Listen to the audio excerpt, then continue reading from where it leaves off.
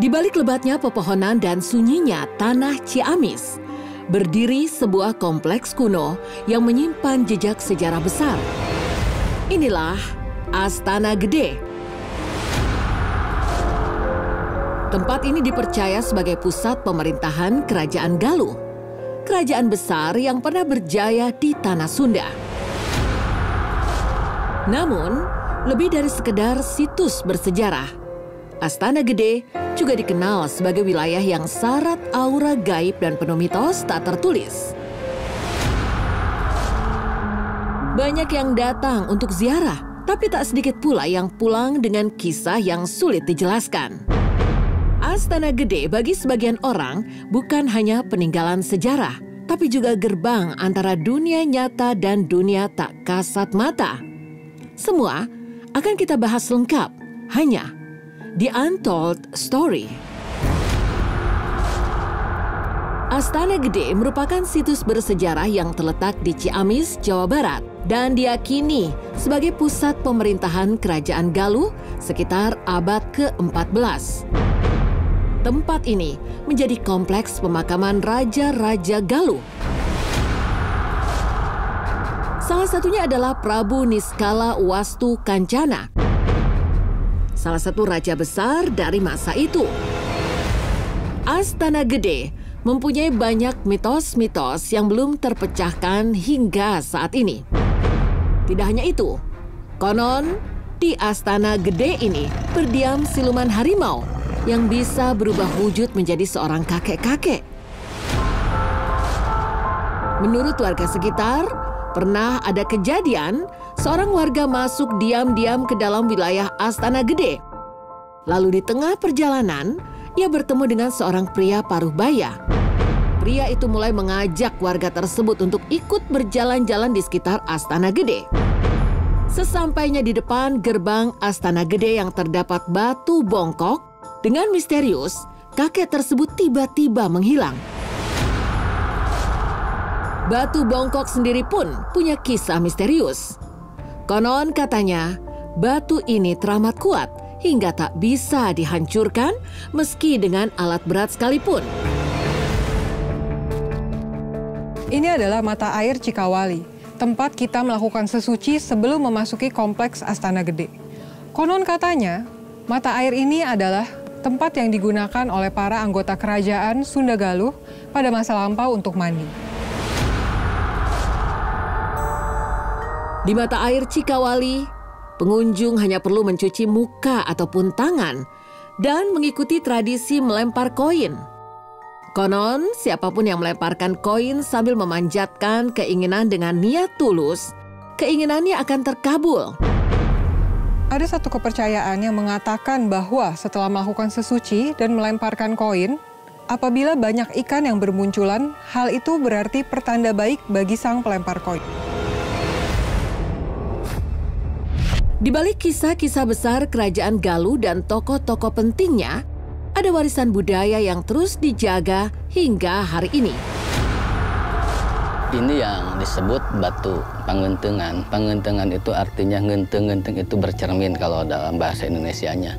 Mitosnya, kalau kita kelihatan wajah kita atau muka kita di cermin itu, mitosnya kita bakal mendapat rezeki berlimpah.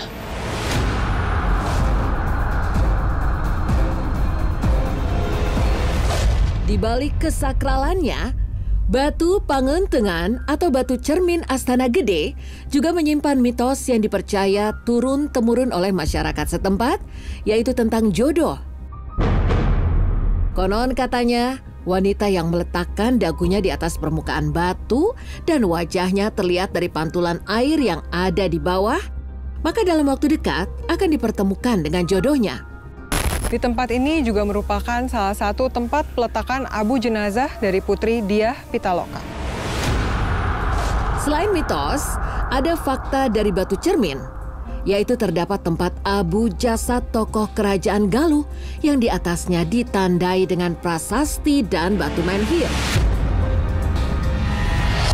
Prasasti Pangentengan merupakan salah satu peninggalan bersejarah yang sangat penting dari masa Kerajaan Sunda Galuh.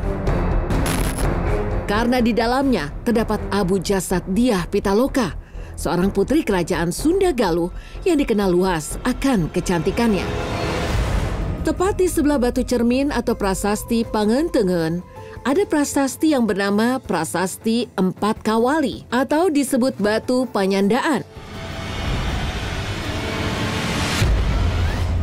Prasasti Panyandaan merupakan salah satu situs bersejarah penting yang diyakini menyimpan abu jasad Prameswari Dewi Laralinsing, permaisuri dari kerajaan besar pada masanya. Keberadaan abu sang permaisuri di lokasi ini menjadikan Prasasti Panyandaan tidak hanya sebagai penanda sejarah, tetapi juga simbol penghormatan atas peran dan kebijaksanaan Dewi Laralinsing selama hidupnya. Ada pula batu yang paling dikenal masyarakat sekitar, yaitu Batu Panyandungan atau Prasasti Tiga Kawali.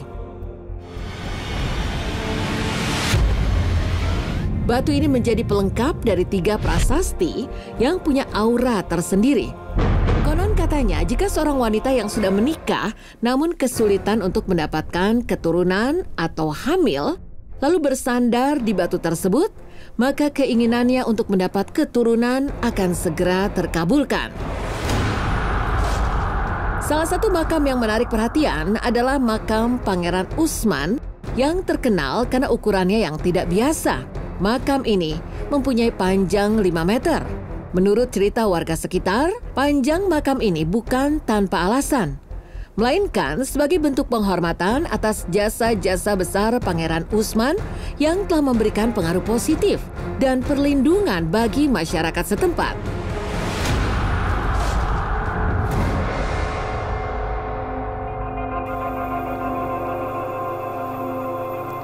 Ini adalah batu tapak yang digunakan oleh Prabu Niskala Wastu Kancana pada tahun 1371.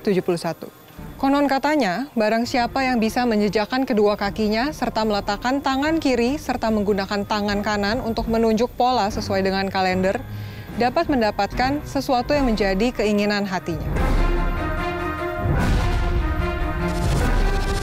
Batu tapak memiliki ukiran 2 telapak kaki, 1 tangan sebelah kiri, serta garis membentuk kotak dengan jumlah 45 kotak dan titik-titik di tengahnya. Telapak kaki dan tangan yang ada pada batu tapak itu adalah milik Raja Galuh Prabu Niskala Wastu Kancana, adik dari putri Dyah Pitaloka. Telapak itu dipahat pada saat Prabu Niskala Wastu Kancana berusia 23 tahun atau ketika dinobatkan menjadi raja.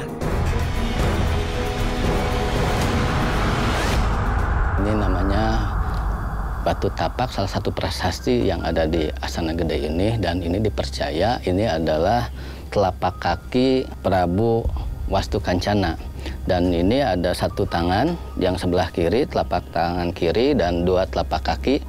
Dan kenapa tidak ada telapak tangan kanannya?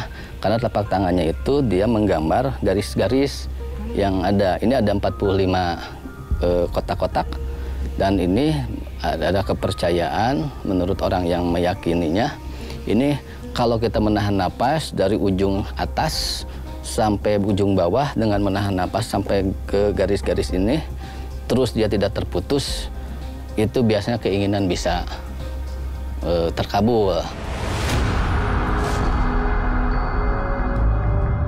Ini adalah batu palinggi atau batu kursi. Konon katanya, raja-raja Sunda Galuh pada zaman dahulu dinobatkan di sini.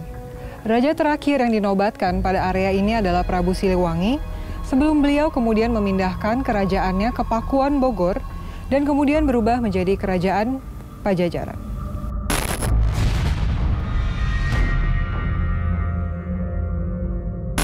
Batu Palinggi atau batu kursi merupakan peninggalan kerajaan Galuh yang paling besar di antara prasasti-prasasti lainnya.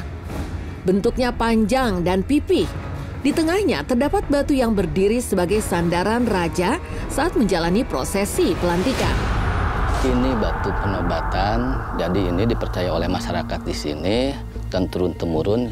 Ini sekitar abad ke-14 sampai 15 untuk menobatkan raja-raja Sunda Galuh yang turun-temurun dari mulai Adipati Aji Wisesa Linggabuana sampai terakhir Prabu Siliwangi. Batu Palinggi pertama kali dimanfaatkan dalam upacara penobatan Raja Galuh, yaitu Prabu Aji Guna Linggawisesa pada tahun 1333. Prabu Aji Guna Linggawisesa sendiri dikenal sebagai penguasa awal yang memerintah di kerajaan Galuh Kawali. Tak jauh dari Batu Palinggi terdapat juga peninggalan kerajaan Galuh yang paling menarik perhatian warga sekitar. Batu Prasasti II. Batu ini terkenal dengan banyaknya tulisan aksara Sunda kuno yang menghiasi permukaannya, memberikan wawasan tentang budaya dan sejarah masa lalu. Di antara deretan aksara tersebut, terdapat sebuah tulisan yang menyerupai angka 7 yang dibaca sebagai kawali. Masyarakat setempat meyakini bahwa jika seseorang dapat menunjuk tepat ke arah tulisan ini sambil menutup mata, maka keinginannya akan segera terkabul.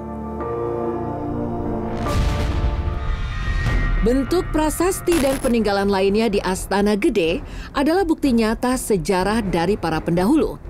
Meskipun terdapat banyak mitos yang ada di sekitar Astana Gede ini, pada akhirnya tetap harus mengembalikannya kepada pemahaman dan pandangan pribadi masing-masing. Astana Gede Ciamis bukan hanya situs arkeologi, tapi juga pintu menuju jejak kejayaan Kerajaan Galuh yang nyaris terlupakan. Perjalanan di Astana Gede dengan menjelajahi situs-situs bersejarah dan mitos yang mengelilinginya telah memberikan wawasan yang lebih dalam tentang kekayaan budaya dan sejarah yang dimiliki oleh kota Ciamis. Setiap prasasti dan cerita yang ditemui tidak hanya mencerminkan masa lalu, tetapi juga mengingatkan kita akan pentingnya menjaga dan melestarikan warisan budaya untuk generasi mendatang. Masih banyak kisah misteri dan mitos yang wajib digali dan diungkap hanya di Untold Story.